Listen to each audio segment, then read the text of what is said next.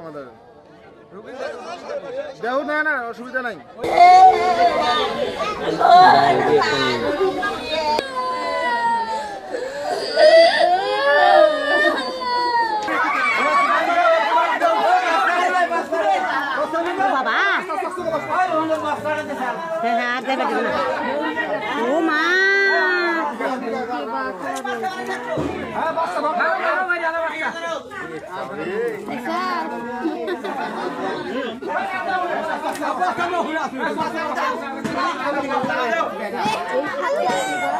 আমরা সাপের এখানে ইয়া দেখি, অত্যাচার দেখি। তারপরে সাপুরিয়াকে এখানে ডেকে নিয়ে আসি। ডেকে আনার পরে মাটি খনন করা হয়। খনন করার পরবর্তী 14-15টা বাচ্চা বাইরে হয়। বাচ্চা কয়টা ধরার পরে হয়তো কিছু আঘাতে মারা গেছে, আর তাজা কয়টা উনি ব্যাগে উঠায়। খনন করতে করতে হঠাৎ করে বড় সাপটা বাইরে হয়।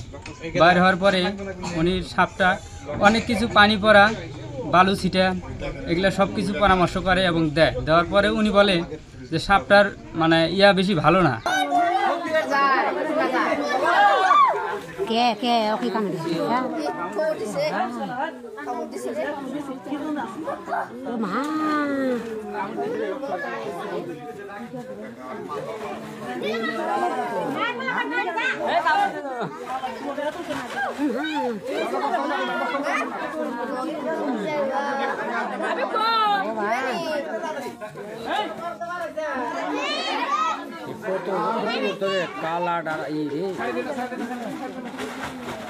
অনেক কষ্ট করে সাপটা ধরে।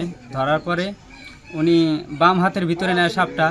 নেওয়ার পরেই উনি বস্তায় মানে উঠাবে। উঠানের কালেই পূর্বেই উনি সাপটা বস্তায় এক হাতে নিবার নইছে, এদিকে বস্তার জন্য হাত বাড়াইছে, আর এদিকে সাপটা ওনার হাতে সবল মারে। সবল মারার সাথে সাথেই আমরা কিন্তু ইতিমধ্যে ওনাকে 2টা বান দিই হাতের মধ্যে। 2টা বান দেওয়ার পরে উনি তৃতীয় বানটা, যেটা উপরে যে বানটা ছিল, এই বানটা উনি খুলে দিল। তা আমি বললাম, চাচা বানটা খুললেন, আপনার সমস্যা হবে না? কয় না, আমার কোনো সমস্যা হবে না, দেখি আমার কাছে ওষুধ আছে। পরে ওনার